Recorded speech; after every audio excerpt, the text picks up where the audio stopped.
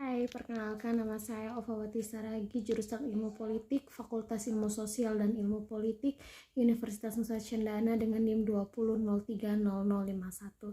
Jadi baik, dalam video kali ini saya akan menjelaskan secara singkat mengenai perkembangan politik di negara-negara kawasan Pasifik Selatan dan juga bagaimana dinamika politik yang terjadi di negara-negara yang memiliki pengaruh besar di Pasifik Selatan. Baik, langsung saja kita mulai dengan bagaimana perkembangan politik di kawasan Pasifik Selatan. Perkembangan politik dari negara-negara kawasan Pasifik Selatan, peristiwa Pasifik Selatan yang terjadi 4 tahun belakangan ini sekalipun memiliki dasar permasalahan yang berbeda, mempunyai tema yang sama, yaitu kekerasan, ketidakstabilan politik, korban jiwa, serta kerugian material menyertai tindak kekerasan fisik yang terjadi di Fiji, Papua Nugini, Vanuatu, dan Kaledonia Baru. Akar persoalan dari masing-masing peristiwa berbeda antara yang satu dengan yang lainnya. Kudeta militer di Fiji lebih berakar pada persoalan rasial. Hal ini terutama karena Bumiputra Fiji yang minoritas mengkhawatirkan dominasi politik dan ekonomi dari kaum pendatang India di kampung halamannya. Persoalan mengenai kepentingan ekonomi tampak dalam separatisme Bougainville di Papua Nugini sebagai provinsi yang kaya akan mineral. Kaum separatis Bougainville merasakan adanya ketidakadilan baik di dalam pembagian keuntungan maupun pembangunan wilayah, sementara pemerintah Papua Nugini juga enggan melepaskan wilayah yang mampu memberikan pemasukan devisa sekitar 20% bagi negara. Masalah kepemimpinan politik sangat mewarnai persoalan di Vanuatu sekalipun telah melewati masa-masa sulit secara bersama dalam perintungan kemerdekaan. Namun kedudukan puncak dalam pemerintahan dapat memecahkan persatuan antara PM Lini dan Barak Sope.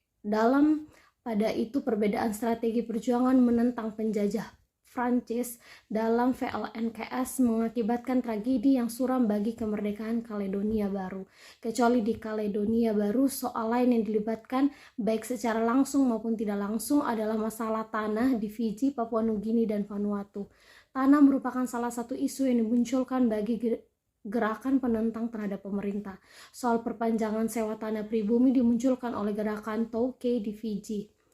Untuk menentang PM Bavandra di Papua Nugini, soal eksploitasi tanah rakyat Bougainville oleh pihak perusahaan dan pemerintah nasional juga dilibatkan oleh kaum pemberontak Bougainville. Demikian pula tentang nasionalisasi tanah oleh PM Lini di Vanuatu dikembangkan oleh Sope sebagai perampasan hak atas tanah dari para pemilik adat. Masalah tanah di Pasifik Selatan memang merupakan soal yang mudah membangkitkan emosi rakyat.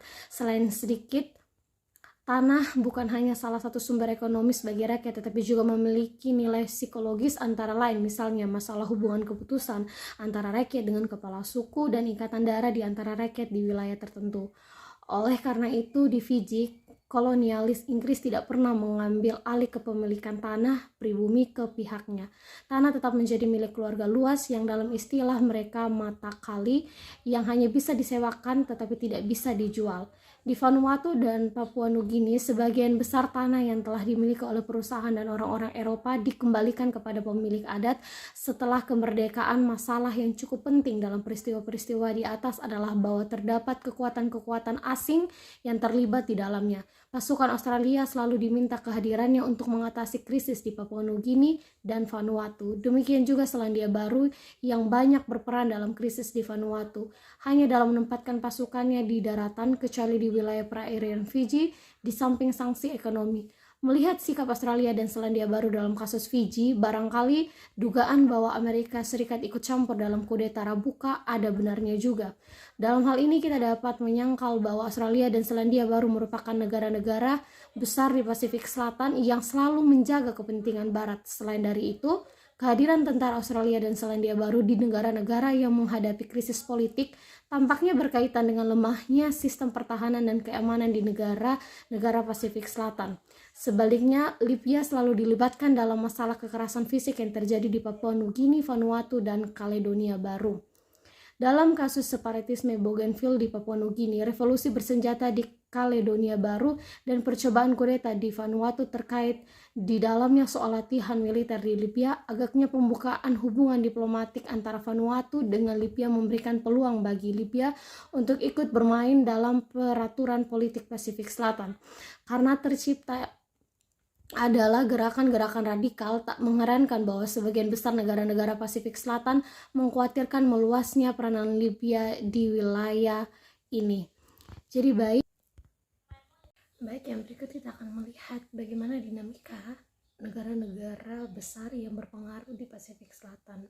Ada banyak negara-negara besar yang berpengaruh di Pasifik Selatan, ada Amerika, Australia, ada Cina, ada Jerman, ada Selandia Baru, dan lain sebagainya. Namun di sini yang akan lebih banyak saya bahas adalah tentang Amerika dan Cina. Dinamika politik negara-negara yang memiliki pengaruh besar di Pasifik Selatan. Kawasan Pasifik Selatan tidak termasuk kawasan yang diberi prioritas oleh Amerika Serikat seperti yang telah diuraikan di atas tadi. Oleh karenanya, karena kendati ada tangan-tangan asing yang pernah sebentar masuk ke dalam wilayah ini dan terjadinya gangguan-gangguan keamanan dalam negeri di berbagai negara pulau dan kebinekaan politik, sosial dan budaya yang besar, namun pada dasarnya kawasan ini dilihat dari sudut pandang sengketa Timur Barat tetap merupakan kawasan yang relatif tenang. Sejak Perang Pasifik, waktu Jepang melakukan penetrasi memasuki kawasan itu, tidak pernah lagi ada kekuatan asing mengancam ketenangan kawasan itu. Para pemimpin negara-negara pulau yang tergabung dalam South Pacific Forum sadar bahwa negaranya jauh terpisah dari pusat pertarungan power politik dunia, dan bahwa suatu invasi atau serangan dari luar adalah sesuatu yang sangat besar kemungkinannya. Mereka cukup puas dan pragmatik mempercayakan keamanannya Australia dan Selandia Baru yang adalah merupakan kepentingan mereka sendiri untuk melindungi pulau-pulau yang bertebaran di kawasan itu. Pemerintah negara-negara pulau itu kecuali Papua Nugini, Fiji, dan Tonga memilih tidak membentuk angkatan perang atau menggabungkan diri ke dalam aliansi-aliansi militer. Sebelum Perang Dingin, kepentingan utama Amerika Serikat di kawasan ini adalah kepentingan strategik. Guam diperoleh sebagai hasil Perang Amerika-Spanyol. Aneksasi Kepulauan Samoa merupakan bagian dari strategi yang ditujukan terhadap Jerman. Pulau-pulau itu selama periode tertentu dimanfaatkan sebagai stasiun-stasiun bahan bakar atau batu bara bagi kapal-kapal Angkatan Laut Amerika Serikat. Perang Pasifik dalam mana Jepang menggunakan pulau-pulau sebagai titik-titik pangkalan Stagis Points dalam gerakannya ke selatan, membeli nilai strategik yang penting kepada pulau-pulau itu dalam strategi pencegahan. Pulau-pulau itu dikuasai oleh suatu kekuatan asing yang bermusuhan. Amerika Serikat tidak memiliki kepentingan ekonomi maupun kebijakan politik di bidang-bidang lainnya, sehingga sampai dasawarsa 1960-an KPS seolah luput dari perhatian Amerika Serikat. Namun ada perkembangan hubungan Amerika Serikat dengan Kepulauan Pasifik Selatan pada penghujung 1972. Saat itu Departemen Luar Negeri Amerika Serikat menggariskan suatu kerangka kebijakan luar negerinya yang intinya adalah membangun kerjasama dengan menggunakan rasa persahabatan dan goodwill yang besar dari penduduk di Kepulauan Pasifik Selatan terhadap Amerika Serikat sebagai modal, dan kerjasama dengan 4 negara metropolitan lainnya yang berkepentingan di Kepulauan Pasifik Selatan, Australia, Selandia Baru, Prancis, dan Inggris dalam rangka memajukan rakyat-rakyat kepulauan. Nah, itu tadi adalah bagaimana dinamika politik yang terjadi yang dimana melibatkan negara Australia dan beberapa negara besar di Pasifik Selatan. Oke, yang berikut kita akan melihat bagaimana dinamika negara yang cukup besar, yaitu negara Cina dalam Kepulauan Pasifik Selatan. Cina. Mengapa Cina tertarik pada Pasifik Selatan? Itu suatu pertanyaan yang memicu kita bisa berekspektasi apa yang merupakan kepentingan dari Cina untuk bisa mau bekerja sama dengan Pasifik Selatan. Meskipun kecil dalam luas geografis, jumlah penduduk dan potensi ekonomi wilayah ini tidak luput dari perhatian Cina. Seperti telah dinyatakan di atas bahwa Cina bukanlah sepenuhnya pemain baru di Pasifik Selatan. Imigran Cina sudah menginjak kaki di Pasifik Selatan sejak akhir abad ke-19, bahkan jauh sebelum masa itu, seperti yang dinyatakan oleh Crocombe bahwa orang-orang Austronesia yang merupakan cikal bakal bangsa Cina mendarat di Pasifik sekitar 10.000 tahun silam. Mereka kemudian bermigrasi ke berbagai tempat sehingga ketersebarannya meliputi banyak tempat di Pasifik Selatan. Terdapat sejumlah keturunan Cina yang menetap di sub-wilayah Melanesia, Solomon Island, Vanuatu dan New Caledonia, Mikronesia, Kiribati, Nauru, Tonga, Cook Island. Mereka dikategorikan menjadi 4 tipe, yakni Huasbhak, Huagong, Huaqiao, dan Huai. Tidak lagi memiliki keterikatan dengan tanah leluhurnya. Setelah menjadi negara merdeka, Cina juga menjalin hubungan diplomatik dengan Fiji sesegera setelah kemerdekaan Fiji pada tahun 1970. Kehadiran Cina semakin intensif karena didorong oleh persaingannya dengan Uni Soviet yang mulai menaruh perhatian pada Pasifik Selatan pada tahun 1980-an untuk menambah intensitas keterlibatannya di Pasifik. Cina hadir sebagai peninjau dalam Pacific Island Forum dan secara formal maupun informal. Cina mempertahankan hubungan baik dengan negara-negara di Pasifik. Para pemimpin Pasifik Selatan juga melakukan kunjungan secara teratur ke Beijing. Wesley Smith 2007. Selain itu, Cina juga aktif menjadi pengamat dalam Melanesia Spirit Group atau MSG, memberi bantuan pembangunan infrastruktur dan bantuan pembangunan lainnya di negara-negara MSG. Organisasi yang terdiri dari negara-negara ras Melanesia yaitu Papua Nugini, Fiji, Solomon, Iceland, Vanuatu, dan pesaing PAIF. Dalam beberapa hal, bahkan Cina lebih berperan dominan di MSG daripada PAIF karena MSG tidak melibatkan Australia dan New Zealand.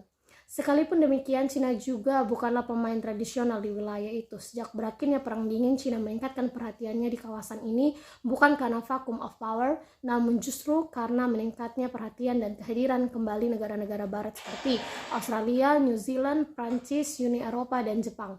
Cina menjalin hubungan diplomatik dengan Cook Island, dengan Federal States of Micronesia, Fiji, Niue, Papua, dan Papua Nugini, Samoa, Tonga, dan Vanuatu. Perhatian Cina ditujukan dengan memberikan bantuan keuangan kepada negara-negara tersebut, dan Cina tercatat sebagai negara donor dengan jumlah bantuan yang cukup signifikan sebagai wilayah yang terdiri dari banyak negara berkembang dengan rata-rata penghasilan nasional yang rendah. Kehadiran Cina disambut dengan tangan terbuka oleh para pemimpin negara-negara Pasifik di satu pihak, namun menjadi sumber ancaman bagi negara-negara pemain tradisional di pihak lain. Apakah yang menjadi taruhan Cina di Pasifik Selatan? Ya, kita akan bahas itu. Di sebuah wilayah yang dikenal sebagai Western Lake, dominasi Barat menjadi salah satu unsur penting yang menandai hubungan internasional di Pasifik Selatan. Kuatnya dominasi ini ditujukan dengan beberapa indikator. Pertama, negara-negara Barat merupakan kekuatan kolonial di Pasifik. Amerika Serikat, Inggris, Prancis, Australia, dan New Zealand setelah merdeka, sistem politik negara-negara baru tersebut adalah demokrasi liberal, setidaknya secara prosedural. Kedua, sebutan Pasifik sebagai dana bagi negara-negara barat nampak dari bantuan keuangan yang diterima dari negara-negara mantan kekuatan kolonialnya. Setidaknya sampai dengan pertengahan tahun 1990-an, kekuatan-kekuatan kolonial masih secara intensif menjangkarkan pengaruhnya di sana. Bahkan setelah proses dekolonisasi, beberapa wilayah masih secara resmi menjadi daerah kekuasaan negara-negara barat seperti Cook Island, Tokelau, dan Niue di bawah kekuasaan New Zealand. Amerika, Samoa, Guam, Northern Mariana Island di bawah kekuasaan Amerika Serikat. New Caledonia, French Polynesia, Wallis, and Futuna di bawah kekuasaan Prancis. Ketiga, beberapa wilayah masih menjadi pangkalan militer Amerika Serikat. North Mariana Island, Vast Republic of Marshall Island, VSM, Palau Amerika, Samoa, dan Guam. Amerika Serikat juga bekerjasama dengan Australia dan New Zealand untuk menempatkan pasukannya di sekitar perairan Samudra Pasifik. Ketiga, ideologi Kristiani yang dibawa oleh negara-negara kolonial menjadi agama yang dominan di Pasifik Selatan dan sekaligus menandai sentimen anti-komunis yang kuat. Selain dikenal sebagai Western Lake, Pasifik Selatan merupakan wilayah yang tidak stabil secara politik. Perkembangan geopolitik di Pasifik Selatan diwarnai oleh berbagai gejolak internal. Istilah The Arch of Instability, wilayah ini diwarnai oleh berbagai peristiwa instabilitas, mulai dari kudeta dan pertikaian ras di Fiji, pertikaian kelompok etnis, dan low level intensity konflik di Solomon, Papua Nugini, dan New Caledonia.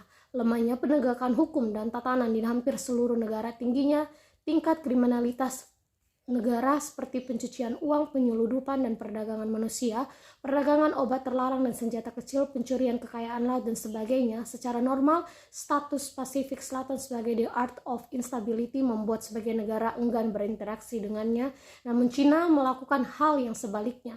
Dalam beberapa hal, Cina memanfaatkan bahkan menjadi salah satu faktor penyebab terciptanya status tersebut. Jadi baik, demikian paparan singkat saya mengenai perkembangan politik di kawasan Pasifik Selatan dan juga bagaimana dinamika politik yang terjadi antara negara-negara yang memiliki pengaruh besar di Pasifik Selatan. Terima kasih dan sampai jumpa kembali.